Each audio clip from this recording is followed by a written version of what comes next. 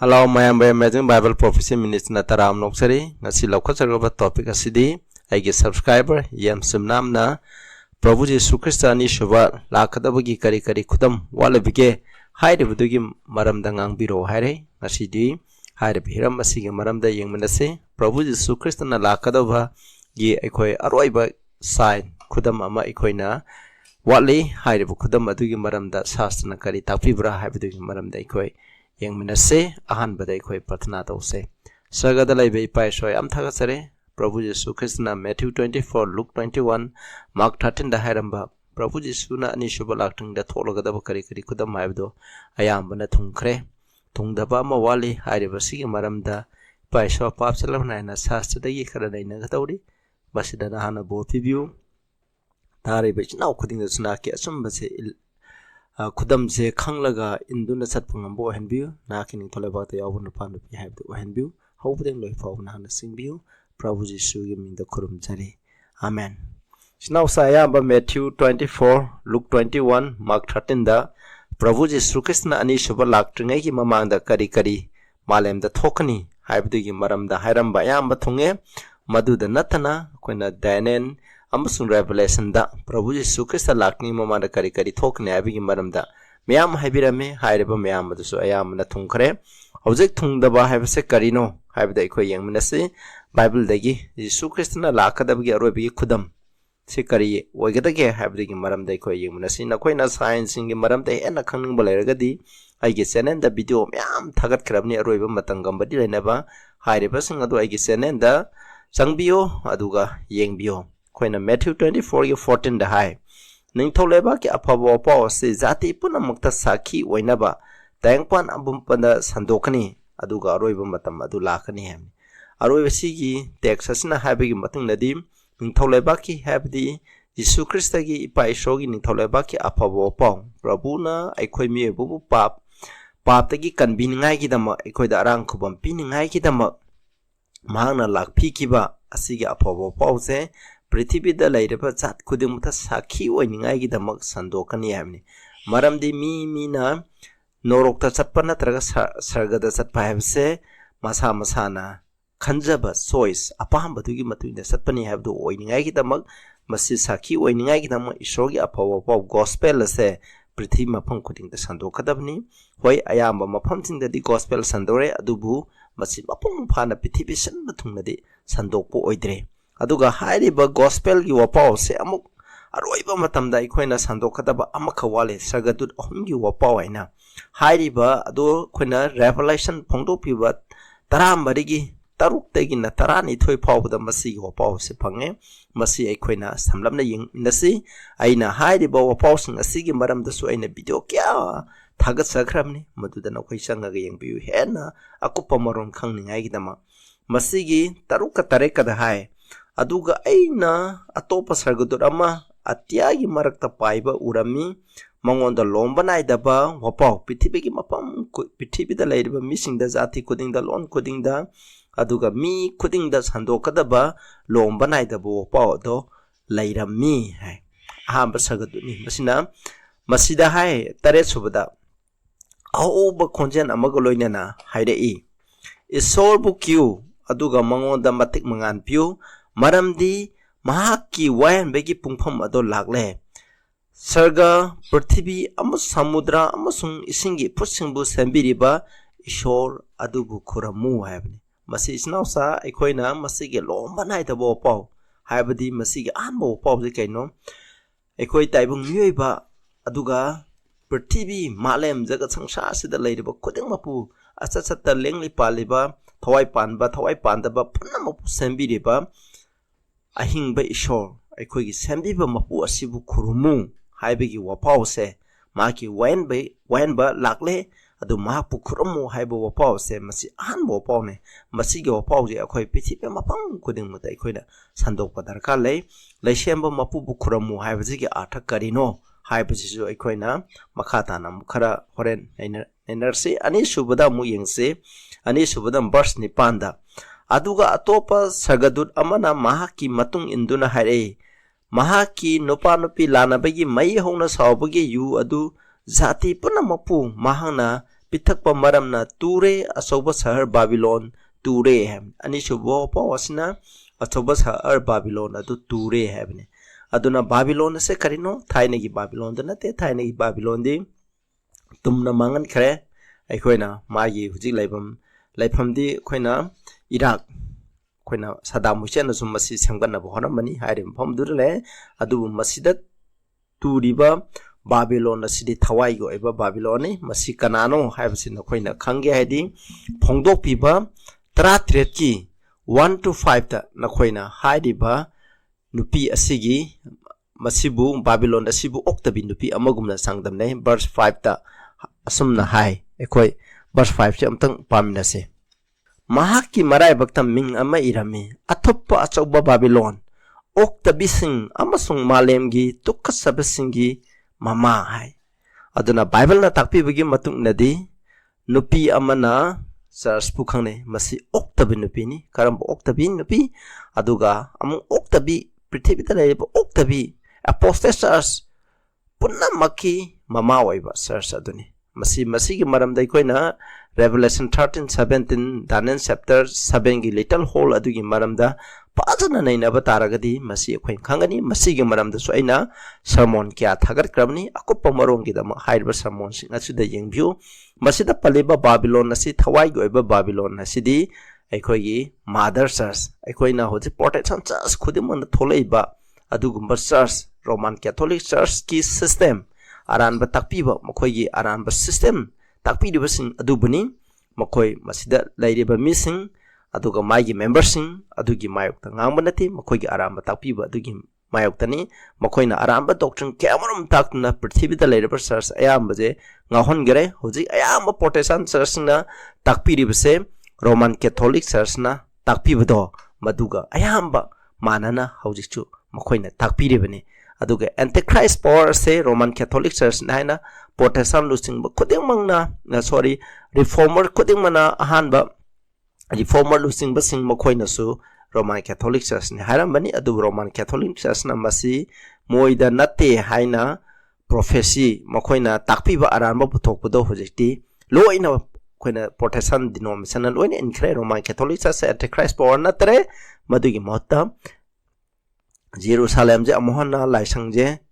Solomon की लाइसंग थुगाई खिबा दुगा जेरुबाबेल नामुक सारंबा 70-80 थुगाई खिबा लाइसंग जे अमुक सागनी हारिबा सिदा एंटीक्राइस्ट पावर उलकनी तुंगदा लाखदबा प्रोफेशनी हाइना अदुमाइना सतखरगा पृथ्वीदा लैरबा मिपुं खुदिमसे नमथाक तौरे इस्नाउसा मसिजु रोमन कैथोलिक चर्च की प्रोफेसी बु फ्यूचरिस्ट हाइदि अखोइना तुंगदा लाकनी तुंगदा लोइनमक थुंगनी हाइबगी आइडियादा अदुगुम्बदा लोइखरे ममांगदा सुमोइना पिटरिस हाइना prophecy antichrist power little horn power से मसी ममांगैदा थुंखरे हाइना लोइनमक प्रोफेसी खुदिम हौखिबदा थुंखरे हाइना अदुमाइना ताकपीबा अमसु लै अदुबु मदुगी मोंगदा खोइना सकदब नते इंटरप्रिटेशन द हिस्टोरिस्ट हाइबदी प्रोफेसी बाइबलना हाइरंबा हाइदोलंबसिंगदो हिस्ट्री की मतुंगना सुम थुंगना सतपदो मदुगी मतुंगना सकदबनी मसीगी फाउंडेशन दी दानियल चैप्टर 2 असीदा ईश्वरना कमाइना प्रोफेसी सिंग जे इंटरप्रेट तवे हबदो मदुदा युमफम ओइबने मदुना मसिनी मागी तुरे मागी लेखा थवाइदा तुबदो अदुगी मरमदा हाइबने अरोइबा साइन हाइबजे अखोइना होजिक लैगदबजे रेवलेशन 14 की 9 to 11 जे मसिदा इखोइ पामिनासी अहुम सुबर सगददना मखोइगी मतुंग इंदुना खोंजन हौना हाइरे कनागुमना सा अदुबु अमसुंग माकी मटिबु खुरुमलबदी अदुगा मराय बक्ता नत्रगा मखुता खुदम फंगलबदी महांगना सुमाकी मैहौना सावबगी तेंगोड अदु हाइजन खरबा जानसिन नद्रिबा ईश्वरगी असावबगी यु अदु थकनी अदुगा महाकु असेंगबा सगदु सिंगी अमसुंग जावमसा अदुगी मांगदा मई अमसुंग अचापा कंट्रुकना वहनगनी मखोइगी अवाबगी मैकुदो मतम पुनमकोइना काखले सा अदुबु अमसुंग माकी मतुब खुरुम्बा अमसुंग माकी ममिंग गी खुदम फंगबा मिसिंग अदु अहिंग तिनसुबा पथाबा फंगदे मसी अरोइबगी वार्निंग ने पृथ्वीदा लैरिबा मेपोंग खुदिंगदा पिगदबा वार्निंग दी सा अदुबु खुरमगनु मागी मुटिबु खुरमगनु मागी खुदम अदो अखोइगी लाइबक्ता नत्रगा खुत्ता फंगनु हाइबा masigi apa wapau asna prithibi da pigadaba aroiba Prabhu Jesu Christ ek laktingi mamang da pigadaba aroiba gi wapau do masineba kwaidigi tamthiba ishona piba tamthiba warning ado sini masigi hairiba sa se bukurma mai khudam phangba misingi ase verse 10 amusung 11 da haije makoi norokki maina sakani haina masida hairibane aduna ikoina hairiba sa se kanano mai khudam ase karino mai muti ase karino haibse ikoina thijanba darkhalai masigi maramdasu aina wapau kya aina sandok sakane samon kya na video da thaga sagramni hairibudo na koina khangning batardi maduda hangkana na koina yengbio koina sadu gi khudam ekoina masi khangdringe da sadu kanano haibse ekoina yengadabni hairiba sa se Daniel chapter 7 gi little horn power aduga revelation 13 amsung revelation 17 da palliba sakti singani hairiba jigi characteristic to mayam 17 muklai adu ai ngasi piba ngamoy aina mamangi video da yam thaga kramni na koi hena asumba do khangning ta de bible na pibi description do na koi ni yengo madugi matung na salo aina samna haige masida hairiba revelation 14 da piriba sa yamna tamthiba khudam sulaiba aduga masibu khuramba mising adu norok sakadaba mi adugi sa adu karnano haibdo ikoina revelation 13 da phangbang amgani 13 gi 1 to 3 da somna yenge zone na mangon da vision da wan bane mana samudra gi lengme mathakdal lami mahang na sama samudra gi kakhala porame mahaki makok taren masi tara palami mahaki masi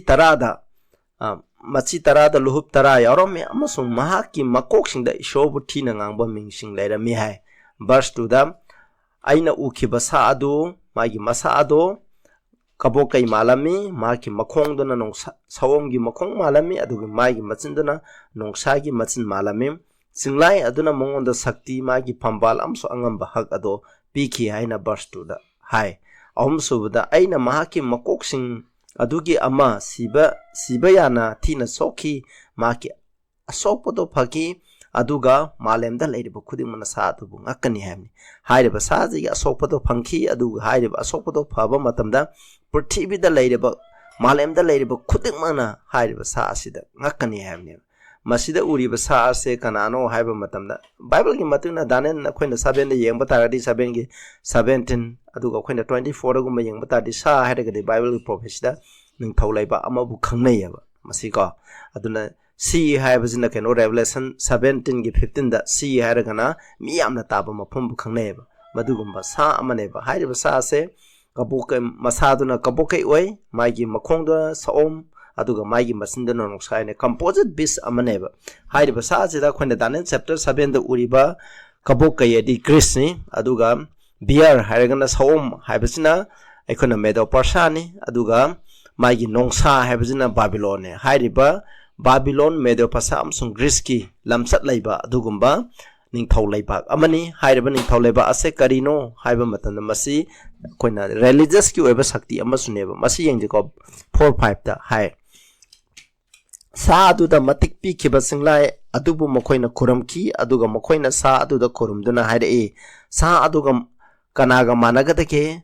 kanana mahakalan songna bangambage singlai aduna sa adu da wazaw ngangna ba amsung isobati na ngangna ba sin pibire aduga thane phuga ni thoi suppa thabak tawna ba mongonda matik pikhi hai masida palliba ikoina sa ase masi sa ase dharma gi oiba sakti ne habse keno hadi prithvi da leiba mi sina sa ase bukolami singlai ase bukolami singlai du de khona revelation 12 ta pa bata ri singlai adu de kanano saitan ne ba aduna sa sida sakti piribdo saitana sa sida sakti pibani haibje khoina kawgumsi masi dharma gi sakti amani adu hairiba masi prithvi da leiriba misna masibu khurum ganeba mas hairiba sakti ase madu karambano minsina khurumna ba sakti do kaino mana ishogi makcho thina ngangane amni ishobu thina ngang baibdi ai ishoni shono copy ba pap to copy ba ngami haina haibudo madubu blasphemy habne masi akhona John chapter 5 amasung akhona Mark chapter 10 dagi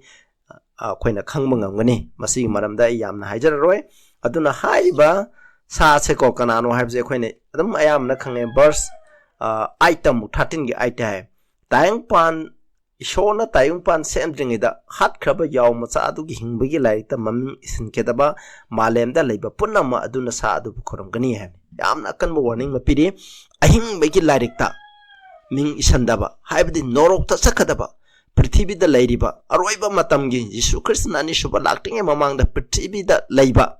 norokta sakadaba mising aduna hairiba sa asibu kurumganeba akhoi ju khangdana hairiba sa ase kurumaba isnausang akhoi norokta sakaneba aduna yamba mamangai gi matamda koina Protestant gi akhoi gi reformers na Martin Luther dagi honor John Hus Jerome Wycliffe na singba khudamangna hairiba antichrist power se kananu haibada Roman Catholic Church ki system makhoi gi aran batakpi tambi buduni haibase loina hairami Revelation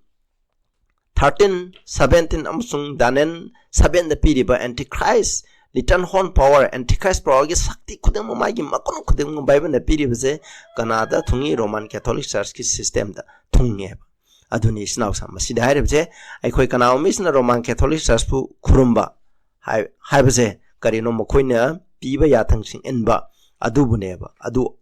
prithibida laiba misina aroiba matamda laiba misina moina haibasing ado ilakani habje masina mu hai ko adu sa du gi muti do ko mai sembra habje masida ju aikoina ani suba sa amasu yaw Revelation 13 gi 11 12 thai adu dagi atopa sa ma malem dagi tolokpa ina ure yaw masa gumna ma ki masi ni pali am suma na singlai gumna ngange ma na ahan ba sa du gi matik puna mak sa du gi mamang sinaki adu ga malem am sum maduda laiba missing adubu ahan ba sa haibadi siba yana sokibadagi fan kraba sa adu bukuruman kiyamni masida paliba ani suba sa se yawgumba saimni koina sa heredi tholeba amna khangni adu masida yaw haibadi bible gi matungna John 1:29 gi matungna yaw hairaga Jesu Christ bu khangleba hairiba laiba asidi kanano Christian gi nation oiba Christian singi changjapam oiba Europe ta Roman Catholic na Christian sing bu khan naibadagi kaningai gi damukchelaga semkheba laiba aduguma laiba koina USA ni habdo koina khangeba masigi maramda so aina mamangna video sangau karmi mai character koina taramo haye verse 1 2 asidagi koina khangmunga meba aduga konadi ahamda USA ja tholokpada yamna mi bu khana chaina bana tab Christian amagumna Jesu Christ gumna ingna sinna tholokpani adubu kona magi sakti sum henkala ga singlai gumna ngange habne singlai gumna ngang bai de sakti sinaba laiba amana singlai gumna habde magi laibak tugi ainda koina namfu sapuda sinabagi thabak to taro kanamne hojek lairiba Donald Trump sarkar na so mana tawning ba pa matawe mana prithibigi koina Venezuela president pha ba Iraq ta landa ba mana tawning ma kusi do jeng malem da tawrieba atubu hairiba sakti ase USA ge sakti madi dharma da ning tamba aduga church ka ste ka tonga mane adu bible na habigi matung na di hairiba USA na prithibi ta lairiba mepung khudeng ma se Roman Catholic Church pu kuruman gani habni masi ekoina hangbe kamai tawdana America na prithibhi da laira ba khudima Hindu oigara Muslim oigara ishoning bo oigara ning da bo oigara prithibhi da laiba adiga Muslim or so prithibhi da laiba bo pen khudima se kamaina ahan ba sa du bu kuruman da ke haibje ekoina khang hangba ya bo wang ne ba adubu ekoina khange madudi ahan ba sa du bu kurum ba haibje ahan ba sa aduna semba kurumbagi numitto ngahalba adubu ne ba mahangna ahanba sadun semba niyomdo prithibi da leiba mepung khudung ta chanahanba adu hairiba chanaharaga inba taragadi sadu bu khurmane Roman Catholic na haibado inmane adu huji USA gi Donald Trump ga khoina hata koina khankraba khoina pop asiju America da ne kusam nara huji chaminareba ayamba Protestant sing asiju Roman Catholic ka pulap chaminare mkhoi khenablaite America da kanna koina aina ma pass ngai honari haide pa ain se pithi mapam khudem makta sana halakaneba isnausa masi koina kawba ya de bible na haira mani ko aduga 13 14 da sum nai haide ba America Protestant America angak patawdi se Protestant America ne America se magi koina state ki power amale dharma gi power amale ani je pun mani adubu angak pat bangthok to ji Protestant America da leba Protestant church sing asinani makoina kari ta we have do ko yengche makoina angakpa kya pangthoki atyadagi mai phawba malemda putharaki habne misingi mamangda adugumba myam tawe aduga haiba mahana pangthoki ba angakpa asigi mapana malemda leiba missing asibu namthak tawki aduga malemda leiba missing aduga sa adugi mamangda mana sakti tawki aduga malemda leiba missing duda mana hai sa adugi muti ama sengbadabani hai na hai hadi saadi Roman Catholic Church ka samana ba laingak samana ba adugumba ama malemda leibam tung khudimuna ꯁꯦꯝꯃꯒ ꯏꯟꯒꯗꯕꯅꯤ ꯍꯥꯏ ꯃꯁꯤ ꯀ꯭ꯔꯥꯏꯗ ꯁꯦꯝꯃꯛꯀꯅꯤ ꯑꯃꯦꯔꯤꯀꯥꯗ ꯀꯔꯝꯕ ꯃꯇꯝꯗ ꯑꯣꯏꯒꯅꯤ ꯍꯥꯏꯕꯗꯨꯗꯤ ꯑꯩꯈꯣꯏꯅ ꯀꯣꯟꯅ ꯌꯦꯡꯕ ꯌꯥꯏꯀꯣ 15ꯗ ꯑꯃꯨꯛ ꯁꯥꯗꯨꯒꯤ ꯃꯨꯔꯇꯤ ꯑꯗꯨꯅ ꯅꯨꯡꯁꯥ ꯁꯣꯔ ꯄꯤꯅꯕ ꯃꯇꯤꯛ ꯃꯉꯣꯟꯗ ꯄꯤꯔꯦ ꯍꯥꯏꯕꯅꯤ ꯁꯥꯗꯨꯗ ꯅꯨꯡꯁꯥ ꯁꯣꯔ ꯄꯤꯅꯕ ꯃꯇꯤꯛ ꯀꯅꯥꯅ ꯑꯃꯦꯔꯤꯀꯥꯅ ꯑꯗꯨꯅ ꯁꯥ ꯑꯗꯨꯒꯤ ꯃꯨꯔꯇꯤ ꯑꯗꯨꯅ ꯋꯥ ꯉꯥꯡꯅꯕ ꯑꯃꯁꯨꯡ ꯃꯨꯔꯇꯤ ꯑꯗꯨꯕꯨ ꯈꯨꯔꯨꯝꯗꯕ ꯃꯈꯩꯕꯨ ꯍꯥꯠꯀꯗꯕꯅꯤ ꯍꯧꯖꯤꯛ ꯑꯃꯦꯔꯤꯀꯥꯗ ꯂꯩꯔꯤꯕ ꯃꯁꯤ ꯃꯨꯔꯇꯤꯁꯦ ꯀꯔꯝꯕ ꯃꯇꯝꯗ ꯁꯦꯝꯅꯤ ꯍꯥꯏꯕꯗ ꯑꯃꯦꯔꯤꯀꯥꯒꯤ ꯍꯧꯖꯤꯛ ꯆꯔꯆꯀ ꯁ꯭ꯇꯦꯠꯀ ꯇꯣꯉꯥꯟꯕꯅꯤ ꯑꯗꯨꯕꯨ ꯑꯔꯣꯏꯕ ꯃꯇꯝꯗ ꯕꯥꯏꯕꯜꯅ ꯍꯥꯏꯕꯒꯤ ꯃꯇꯨꯡꯏꯟꯅ ꯃꯈꯣꯏꯒꯤ ꯁ꯭ꯇꯦꯠꯀꯤ ꯂꯩꯉꯥꯛꯀꯤ ꯁꯛꯇꯤ ꯑꯁꯦ ꯙꯔꯃ ꯆꯔꯆꯀꯤ ꯁꯛꯇꯤꯅ ꯈꯨꯗꯨꯝ ꯆꯜꯂꯛꯀꯅꯦꯕ ꯑꯗꯨ ꯃꯇꯝꯗ ꯆꯔꯆꯅ ꯍꯥꯏꯕ ꯈꯨꯗꯤꯡꯃꯛꯇ ꯃꯈꯣꯏꯒꯤ ꯂꯩꯉꯥꯛꯅ ꯏꯜꯂꯛꯀꯅꯦꯕ ꯑꯗꯨ ꯃꯇꯝꯗ ꯃꯨꯔꯇꯤ ꯑꯗꯨ ꯁꯦꯝꯃꯕꯅꯦꯕ ꯑꯗꯨꯅ ꯃꯨꯔꯇꯤꯗꯣ ꯁꯦꯝꯃꯦ ꯀꯅꯥꯗ ꯔꯣꯃꯥꯟ ꯀꯦꯊꯣꯂꯤꯛ ꯆꯞ ꯃꯥꯟꯅꯩ ꯔꯣꯃꯥꯟ ꯀꯦꯊꯣꯂꯤꯛ ꯆꯔꯆꯇꯗꯤ ꯃꯈꯣꯏꯒꯤ ꯁꯔꯀꯥꯔꯗꯣ ꯃꯈꯣꯏꯒꯤ ꯆꯔꯆꯅ ꯄꯣꯞꯅ ꯂꯨꯆꯤꯡꯕ ꯆꯔꯆ ꯑꯁꯤꯅ ꯆꯂꯥꯏꯕꯅꯦꯕ ꯑꯗꯨꯅ ꯑꯃꯦꯔꯤꯀꯥꯗꯁꯨ ꯃꯈꯣꯏꯒꯤ ꯆꯔꯆꯅ ꯆꯂꯥꯏꯔꯛꯀꯅꯤ ꯑꯗꯨ ꯃꯇꯝꯗ ꯆꯔꯆꯅ ꯍꯥꯏꯕ ꯈꯨꯗꯤꯡꯃꯛꯇꯣ ꯃꯈꯣꯏꯒꯤ ꯁꯔꯀꯥꯔꯅ ꯏꯜꯂꯛꯀꯅꯦꯕ ꯆꯔꯆꯅ ꯍꯥꯏꯕ ꯏꯟꯗꯕ ꯃꯈꯩꯗꯣ ꯍꯥꯠꯇꯣꯛꯅꯕ ꯍꯣꯠꯅꯔꯛꯀꯅꯦꯕ ꯑꯗꯨ ꯃꯇꯝꯗ ꯃꯈꯣꯏꯅ ꯁꯦꯝꯒꯗꯕ ꯑꯥꯏꯟꯗꯣ ꯀꯔꯤꯅꯣ ꯍꯥꯏꯕꯗꯣ ꯑꯩꯈꯣꯏꯅ ꯀꯣꯟꯅ ꯑꯃꯨꯛ ꯌꯦꯡꯁꯤꯀꯣ 1617ꯗ ꯍꯥꯏ ꯃꯍꯥꯛꯅ ꯑꯆꯧꯕ ꯃꯆꯥ ꯃꯍꯥꯛꯅ ꯑꯄꯤꯛꯄ ꯑꯃꯁꯨꯡ ꯑꯆꯧꯕ ꯏꯅꯥꯛ ꯈꯨꯟꯕꯁꯤꯡ ꯑꯃꯁꯨꯡ ꯂꯥꯏꯔꯕꯁꯤꯡ ꯃꯅꯤꯡ ꯇꯝꯕ ꯑꯃꯁꯨꯡ ꯃꯤꯅꯥꯏ ꯄꯨꯝꯅꯃꯛꯇ ꯃꯈꯣꯏꯒꯤ ꯌꯦꯠ ꯊꯪꯕ ꯈꯨꯠꯇ ꯅꯠꯇ꯭ꯔꯒ ꯃꯈꯣꯏꯒꯤ ꯃꯔꯥꯏꯕꯛꯇ ꯈꯨꯗꯝ ꯑꯃ ꯊꯝꯍꯟꯈꯤ ꯁꯥꯗꯨꯒꯤ ꯈꯨꯗꯝ ꯅꯠꯇ꯭ꯔꯒ ꯃꯃꯤꯡ ꯅꯠꯇ꯭ꯔꯒ ꯃꯍꯥꯛꯀꯤ ꯃꯤꯡꯒꯤ ꯃꯁꯤꯡ ꯐꯪꯂꯕ ꯃꯍꯥꯛ ꯅꯠꯇꯅ ꯀꯅꯥꯕꯨ ꯃꯤ ꯑꯃꯇꯅ ꯂꯩꯕ ꯌꯣꯟꯕ ꯌꯥꯗꯦ ꯍꯥꯏꯕꯅꯤ ꯍꯥꯏꯔꯤꯕ ꯑꯃꯦꯔꯤꯀꯥꯅ ꯄ꯭ꯔꯤꯊꯤꯕꯤꯗ ꯂꯩꯔꯤꯕ ꯏꯅꯥꯛ ꯈꯨꯟꯕ ꯂꯥꯏꯔꯕ ꯈꯪꯗꯦ ꯂꯩꯔꯤꯕ ꯈꯨꯗꯤꯡꯃꯛꯁꯦ ꯃꯈꯣꯏꯒꯤ ꯑꯃꯦꯔꯤꯀꯥꯅ ꯄ꯭ꯔꯤꯊꯤꯕꯤꯗ ꯂꯩꯔꯤꯕ ꯃꯤꯄꯨꯝ ꯈꯨꯗꯤꯡꯃꯛꯁꯦ ꯑꯩꯈꯣꯏꯅ ꯑꯄꯤꯛꯄ ꯑꯆꯧꯕ ꯏꯅꯥꯛ ꯈꯨꯟꯕ ꯂꯥꯏꯔꯕ ꯊꯤꯗꯅ ꯄꯨꯝꯅꯃꯛ ꯑꯁꯦ ꯃꯈꯣꯏꯒꯤ ꯈꯨꯗꯝ ꯑꯃ ꯃꯈꯣꯏ ꯈꯨꯠꯌꯦꯠꯇ ꯅꯠꯇ꯭ꯔꯒ ꯃꯔꯥꯏꯕꯛꯇ ꯐꯪꯅꯕ ꯍꯣꯠꯅꯒꯅꯦꯕ ꯍꯥꯏꯔꯤꯕ ꯈꯨꯗꯝ ꯑꯗꯨ ꯐꯪꯕ ꯃꯤ ꯑꯗꯨꯅ ꯂꯩꯕ ꯌꯣꯟꯕ ꯌꯥꯒꯅꯦꯕ ꯑꯗꯨꯅ ꯃꯥꯅ ꯄ꯭ꯔꯤꯊꯤꯕꯤꯁꯦ ꯀꯟꯇ꯭ꯔꯣꯜ ꯇꯧꯅꯤꯡꯉꯥꯏꯒꯤꯗꯃꯛ ꯍꯥꯏꯔꯤꯕ ꯈꯨꯗꯝꯗꯣ ꯐꯪꯗꯕ ꯃꯤ ꯃꯈꯩꯅ ꯂꯩꯕ ꯌꯣꯟꯕ ꯌꯥꯔꯔꯣꯏ ꯍꯥꯏꯕꯁꯦ ꯏꯀꯣꯅꯣꯃꯤꯛ ꯑꯩꯈꯣꯏꯅ ꯁꯦꯡꯁꯟ ꯇꯧꯔꯛꯀꯅꯦꯕ ꯃꯁꯤ ꯑꯔꯣꯏꯕꯒꯤ ꯈꯨꯗꯝ ꯄ꯭ꯔꯤꯊꯤꯕꯤꯗ ꯊꯣꯛꯀꯗꯕ ꯈꯨꯗꯝꯗꯣ ꯑꯗꯨꯅꯦꯕ ꯑꯩꯈꯣꯏꯅ ꯑꯃꯨꯛ ꯌꯦꯡꯕꯁꯦ ꯑꯔꯣꯏꯕꯗ ꯑꯩꯈꯣꯏꯅ ꯆꯪꯖꯟꯁꯤꯀꯣ ꯑꯩꯈꯣꯏꯅ ꯃꯁꯤꯗ ꯄꯜꯂꯤꯕꯀꯣ ꯁꯥꯗꯨꯒꯤ ꯈꯨꯗꯝ ꯑꯁꯦ ꯀꯔꯤꯅꯣ ꯍꯥꯏꯕ ꯃꯇꯝꯗ ꯑꯩꯈꯣꯏꯅ ꯔꯦꯚꯦꯂꯦꯁꯟ 13-14ꯗ ꯑꯩꯈꯣꯏꯅ ꯌꯦꯡꯕ ꯃꯇꯝꯗꯗꯤ ꯃꯥꯒꯤ ꯈꯨꯗꯝꯁꯦ ꯈꯨꯔꯨꯝꯕꯒ ꯃꯔꯤ ꯂꯩꯅꯩꯕ ꯑꯩꯈꯣꯏꯅ ꯔꯦꯚꯦꯂꯦꯁꯟ 6ꯂꯛꯀꯨꯝꯕ ꯌꯥꯎꯕꯅꯤꯀꯣ ꯔꯦꯚꯦꯂꯦꯁꯟ 14ꯒ 13ꯒꯗ ꯌꯦꯡꯉꯣ ꯈꯨꯔꯨꯝꯕ ꯍꯥꯏꯕꯅꯦꯕ ꯔꯦꯚꯦꯂꯦꯁꯟ 14ꯒꯤ 6-7ꯗꯁꯨ ꯑꯩꯈꯣꯏꯅ ꯍꯥꯏꯈ꯭ꯔꯦ ꯏꯁꯣꯔꯅ ꯍꯥꯏꯕꯒꯤ ꯃꯇꯨꯡꯗ ꯃꯁꯤꯗ ꯍꯥꯏꯕꯁꯦ ꯑꯩꯈꯣꯏꯅ ꯑꯇꯤꯌꯥ ꯅꯣꯡꯃꯗꯣꯟ ꯃꯥꯂꯦꯝ ꯁꯃꯨꯗ꯭ꯔ ꯑꯃꯁꯨꯡ ꯏꯁꯤꯡ ꯏꯐꯨꯠꯁꯤꯡꯒꯤ ꯁꯦꯝꯕꯤꯕ ꯃꯍꯥꯛꯄꯨ ꯈꯨꯔꯨꯝꯖꯧ ꯍꯥꯏꯕꯅꯦꯕ ꯑꯩꯈꯣꯏꯅ ꯁꯦꯝꯕꯤꯕ ꯃꯄꯨꯕꯨ ꯈꯨꯔꯨꯝꯕ ꯍꯥꯏꯕꯅꯦꯕ ꯑꯗꯣ ꯁꯥꯗꯨꯒꯤ ꯈꯨꯗꯝꯁꯤ ꯑꯩꯈꯣꯏꯅ ꯁꯦꯝꯕꯤꯕ ꯃꯄꯨ ꯏꯁꯣꯔꯕꯨ ꯈꯨꯔꯨꯝꯕꯗꯣ ꯃꯗꯨꯒꯤ ꯑꯣꯟꯅ ꯇꯩꯅꯕꯅꯦꯕ ꯑꯗꯨꯒ ꯑꯩꯈꯣꯏꯅ ꯔꯦꯚꯦꯂꯦꯁꯟ 13ꯒꯤ 8ꯗꯁꯨ ꯍꯥꯏꯈ꯭ꯔꯦ ꯄ꯭ꯔꯤꯊꯤꯕꯤꯗ ꯂꯩꯔꯤꯕ ꯑꯍꯤꯡꯕꯒꯤ ꯂꯥꯏꯔꯤꯛꯇ ꯃꯤꯡ ꯏꯁꯤꯟꯗꯕ ꯃꯤꯄꯨꯝ ꯈꯨꯗꯤꯡꯃꯛꯅ ꯁꯥꯗꯨꯕꯨ ꯈꯨꯔꯨꯝꯒꯅꯤ ꯍꯥꯏꯕꯅꯦꯕ ꯑꯗꯨꯗꯤ ꯁꯥꯗꯨꯒꯤ ꯈꯨꯗꯝ ꯑꯁꯦ ꯀꯔꯤꯅꯣ ꯑꯍꯤꯡꯕ ꯏꯁꯣꯔꯕꯨ ꯈꯨꯔꯨꯝꯕꯗꯣ ꯑꯗꯨꯒꯤ ꯃꯥꯌꯣꯛꯇꯅꯦꯕ ꯑꯩ ꯃꯁꯤꯒꯤ ꯃꯔꯝꯗ ꯚꯤꯗꯤꯑꯣ ꯑꯃ ꯊꯥꯒꯠꯅ ꯁꯨꯒꯥꯏꯅ ꯇꯥꯛꯄ ꯚꯤꯗꯤꯑꯣ ꯑꯃ ꯂꯩꯈ꯭ꯔꯕꯅꯤ ꯃꯗꯨꯗ ꯍꯦꯟꯅ ꯑꯀꯨꯞꯄꯒꯤꯗꯃꯛ ꯌꯦꯡꯖꯦꯕ ꯑꯗꯨꯅ ꯑꯩꯈꯣꯏꯅ ꯏꯁꯣꯔꯕꯨ ꯈꯨꯔꯨꯝꯕ ꯍꯥꯏꯕꯁꯤ ꯀꯔꯤꯅꯣ ꯍꯥꯏꯕꯗ ꯑꯩꯈꯣই ꯌꯦꯡꯕ ꯌꯥꯏ ꯃꯦꯊ꯭ꯌꯨ 15ꯒꯤ 8-9ꯗ ꯍꯥꯏ ꯃꯤꯁꯤꯡ ꯑꯁꯤꯅ ꯃꯈꯣꯏꯒꯤ ꯃꯆꯤꯟꯅ ꯑꯩꯉꯣꯟꯗ ꯅꯛꯁꯜꯂꯤ ꯃꯈꯣꯏꯒꯤ ꯆꯤꯟꯕꯥꯅ ꯑꯩꯕꯨ ꯏꯀꯥꯏ ꯈꯨꯝꯅꯩ ꯑꯗꯨꯕꯨ ꯃꯈꯣꯏꯒꯤ ꯊꯃꯣꯏꯗꯤ ꯑꯩꯉꯣꯟꯗꯒꯤ ꯊꯥꯞꯅ ꯂꯩ ꯃꯤꯑꯣꯏꯕꯒꯤ ꯌꯥꯊꯪꯁꯤꯡꯕꯨ ꯁꯥꯁꯇ꯭ꯔꯒꯤ ꯇꯝꯕꯤꯕꯁꯤꯡꯒꯨꯝꯅ ꯇꯝꯕꯤꯗꯨꯅ ꯃꯈꯣꯏꯅ ꯑꯩꯕꯨ ꯑꯔꯦꯝꯕꯗ ꯈꯨꯔꯝꯃꯤ ꯍꯥꯏꯕꯗꯤ ꯃꯤꯅ ꯇꯥꯛꯄꯤꯕꯁꯤꯡ ꯑꯗꯣ ꯃꯤꯅ ꯇꯥꯛꯄꯤꯕ ꯌꯥꯊꯪꯁꯤꯡ ꯏꯟꯕ ꯍꯥꯏꯕꯁꯦ ꯏꯁꯣꯔꯕꯨ ꯑꯔꯦꯝꯕꯗ ꯈꯨꯔꯨꯝꯕ ꯀꯧꯋꯦꯕ ꯑꯗꯨ ꯑꯣꯏꯇꯥꯔꯗꯤ ꯁꯥ ꯑꯁꯤꯒꯤ ꯈꯨꯗꯝ ꯑꯁꯤ ꯀꯩꯅꯣ ꯁꯥ ꯑꯁꯤꯅ ꯏꯁꯣꯔꯒꯤ ꯃꯥꯌꯣꯛꯇ ꯀꯔꯤꯒꯨꯝꯕ ꯈꯔ ꯌꯥꯊꯪ ꯄꯤꯒꯗꯧꯔꯦꯕ ꯍꯥꯏꯔꯤꯕ ꯌꯥꯊꯪ ꯏꯟꯕꯗꯣ ꯁꯥ ꯑꯗꯨꯒꯤ ꯈꯨꯗꯝꯅꯦꯕ ꯏꯆꯤꯟꯅꯥꯎꯁꯥ ꯃꯁꯤ ꯏꯁꯣꯔꯕꯨ ꯈꯨꯔꯨꯝꯕꯒꯤ ꯑꯣꯟꯅ ꯇꯩꯅꯕꯅꯤ ꯑꯁꯦꯡꯕ ꯏꯁꯣꯔꯕꯨ ꯈꯨꯔꯨꯝꯕ ꯍꯥꯏꯕꯁꯤ ꯀꯔꯤꯅꯣ ꯑꯩꯈꯣꯏꯅ ꯕꯥꯏꯕꯜꯗꯒꯤ ꯌꯦꯡꯕ ꯏꯁꯣꯔꯕु ꯈꯨꯔꯨꯝꯕ ꯍꯥꯏꯕꯁꯤ ꯀꯩꯅꯣ ꯑꯩꯈꯣꯏꯅ ꯆꯠꯂꯒ ꯄ꯭ꯔꯊꯅꯥ ꯇꯧꯕ ꯃꯉꯣꯟꯗ ꯀꯣꯛ ꯅꯣꯝꯕ ꯏꯀꯥꯏ ꯈꯨꯝꯅꯕ ꯑꯁꯤꯒꯨꯝꯕ ꯃꯌꯥꯝꯁꯤ ꯂꯩꯔꯤꯕ ꯑꯗꯨꯕꯨ ꯑꯁꯦꯡꯕ ꯈꯨꯔꯨꯝꯕ ꯍꯥꯏꯕꯁꯤ ꯏꯁꯣꯔꯅ ꯑꯩꯈꯣꯏꯗ ꯄꯤꯕ ꯌꯥꯊꯪ 10 ꯏꯟꯕꯁꯦ ꯃꯁꯤ ꯑꯁꯦꯡꯕ ꯈꯨꯔꯨꯝꯕꯅꯦꯕ ꯏꯆꯤꯟꯅꯥꯎꯁꯥ ꯑꯩꯈꯣꯏꯅ ꯌꯦꯡꯉꯨ ꯑꯩꯈꯣꯏꯅ ꯑꯁꯦꯡꯕ ꯏꯁꯣꯔ ꯈꯨꯔꯨꯝ ꯇꯥꯔꯗꯤ ꯑꯩꯈꯣꯏ ꯂꯥꯏ ꯃꯨꯔꯇꯤ ꯂꯥꯠꯂꯔꯣꯏ ꯑꯁꯦꯡꯕ ꯏꯁꯣꯔꯗꯣ ꯈꯨꯔꯨꯝ ꯇꯥꯔꯗꯤ ꯑꯩꯈꯣꯏꯅ ꯏꯁꯣꯔꯒꯤ ꯃꯤꯡ ꯑꯔꯦꯝꯕꯗ ꯄꯜꯂꯔꯣꯏ ꯑꯗꯨꯒ ꯂꯥꯏ ꯃꯨꯔꯇꯤꯗꯨ ꯁꯥꯔꯔꯣꯏ ꯑꯩꯈꯣꯏꯅ ꯏꯄꯥ ꯏꯁꯣꯔ ꯖꯤꯁꯨ ꯅꯠꯇꯅ ꯑꯇꯣꯞꯄ ꯂꯥꯏ ꯑꯃꯇ ꯈꯨꯔꯨꯝꯃꯔꯣꯏ ꯑꯗꯨꯒ ꯃꯥꯒꯤ ꯄꯣꯊꯥꯕ ꯅꯨꯃꯤꯠ ꯁꯦꯡꯅ ꯉꯥꯛꯀꯅꯤ ꯏꯃꯥ ꯏꯄꯥꯅ ꯍꯥꯏꯕ ꯏꯟꯒꯅꯤ ꯑꯇꯩ ꯌꯥꯊꯪ ꯈꯨꯗꯤꯡꯃꯛ ꯃꯤ ꯍꯥꯠꯀꯅꯨ ꯃꯤꯇꯨ ꯃꯌꯥ ꯂꯥꯟꯅꯒꯅꯨ ꯑꯣꯏꯗꯕ ꯉꯥꯡꯒꯅꯨ ꯀꯜꯂꯛꯀꯅꯨ ꯍꯥꯏꯕꯁꯤꯡꯗꯣ ꯂꯣꯏꯅ ꯏꯟꯒꯅꯦꯕ ꯃꯁꯤꯀꯣ ꯑꯗꯣ ꯍꯥꯏꯔꯤꯕ ꯌꯥꯊꯪ 10 ꯑꯁꯤꯒꯤ ꯃꯅꯨꯡꯗ ꯈ꯭ꯋꯥꯏꯗꯒꯤ ꯃꯔꯨꯑꯣꯏꯕ ꯑꯩꯈꯣꯏꯅ ꯏꯁꯣꯔꯕꯨ ꯈꯨꯔꯨꯝꯕ ꯑꯃ ꯌꯥꯎꯔꯤꯕ ꯃꯗꯨ ꯑꯩꯈꯣꯏꯅ ꯌꯦꯡꯕ ꯌꯥꯏꯀꯣ ꯃꯦꯊ꯭ꯌꯨ 4ꯒꯤ 10ꯗ ꯍꯥꯏ ꯃꯗꯨꯗ ꯌꯤꯁꯨꯅ ꯃꯉꯣꯟꯗ ꯍꯥꯏ ꯆꯠꯈ꯭ꯔꯣ ꯁꯩꯇꯥꯟ ꯃꯔꯝꯗꯤ ꯃꯁꯤ ꯏꯗꯨꯅ ꯂꯩ ꯅꯍꯥꯛꯅ ꯅꯍꯥꯛꯀꯤ ꯏꯁꯣꯔ ꯌꯦꯍꯣꯋꯥꯕꯨ ꯈꯨꯔꯨꯝꯒꯗꯕꯅꯤ ꯑꯃꯁꯨꯡ ꯃꯍꯥꯛꯄꯨ ꯊꯧꯒꯜ ꯇꯧꯒꯗꯕꯅꯤ ꯍꯥꯏ ꯑꯩꯈꯣꯏꯅ ꯈꯨꯔꯨꯝꯕꯗꯗꯤ ꯏꯄꯥ ꯏꯁꯣꯔ ꯌꯦꯍꯣꯋꯥꯕꯨ ꯈꯛꯇꯪ ꯈꯨꯔꯨꯝꯒꯗꯕꯅꯤ ꯃꯥꯕꯨ ꯊꯧꯒꯜ ꯇꯧꯕ ꯏꯁꯣꯔꯕꯨ ꯈꯨꯔꯨꯝꯕ ꯍꯥꯏꯕꯁꯤ ꯏꯁꯣꯔꯕꯨ ꯊꯧꯒꯜ ꯇꯧꯕꯒ ꯆꯞ ꯃꯥꯟꯅꯩꯕ ꯑꯃꯔꯣꯝꯗ ama sense da ko adoi tari isobu tawal taw ba se kaino ai ba matamda Deuteronomy 10 gi 12 ta mu hai khoi pamina se adubo haujite Israel na ki iso Jehovah na nangon dagi pam leba na ki iso Jehovah ki ba na ki lambi puna muta chatpa ma punung siba amsung ma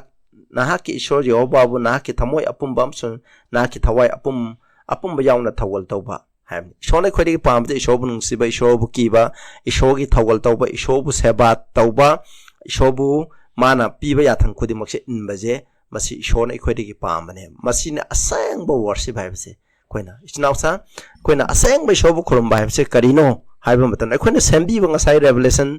14 gi 6 7 dai sembi ba mapu bu khurum ba hai ne koina sembi ba mapu bu koina sembi ba mapu bu khurum me hai se ma ki ya thang tara si ge manung du karam ba nga aga sembi ba mapu khurum me hai na phongdok pa ge masi koina mari shu ba ya thang ne ba khoi yeng mena se actual khongsan ba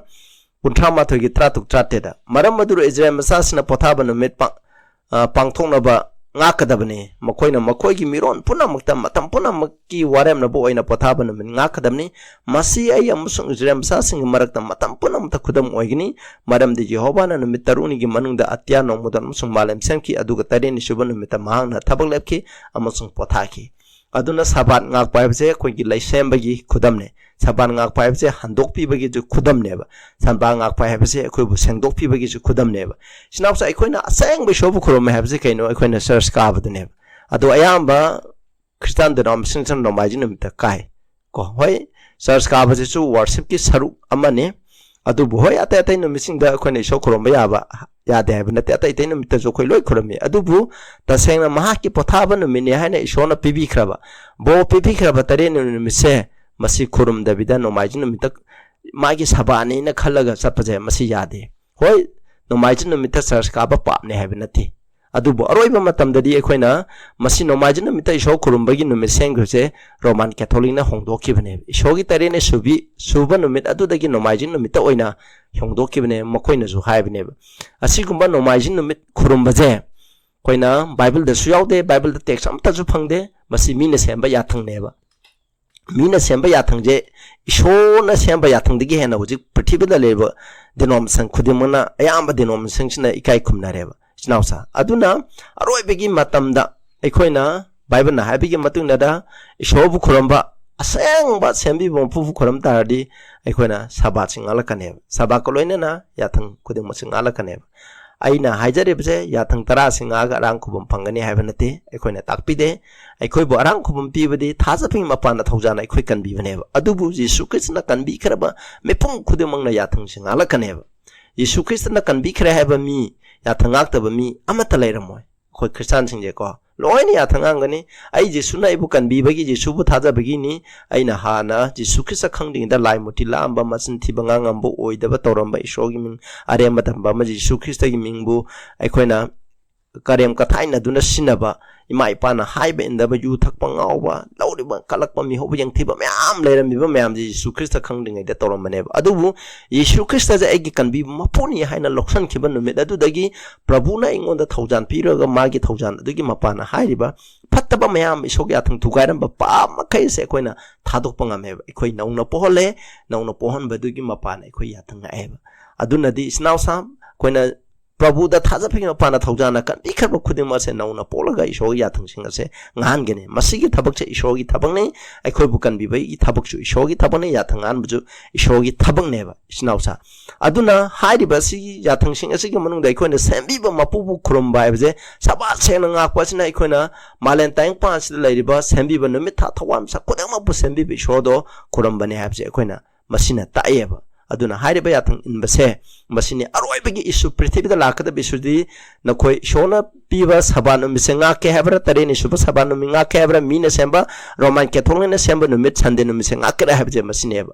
aduga America da ju hairi ba no majin no mitse khurumda ba yate haina ain pass tong no bona gane much kan no honari ni hairi ba ande pithi ma pang khudum da sanar kane aduga sanar ko matam dai khoina masibu illaba koidi sa adugi khudam phang ba kawe isnausa hojema ki oidre masi force tawdri ko hojema koina sande no mita sar sapaje pap na tiba adubu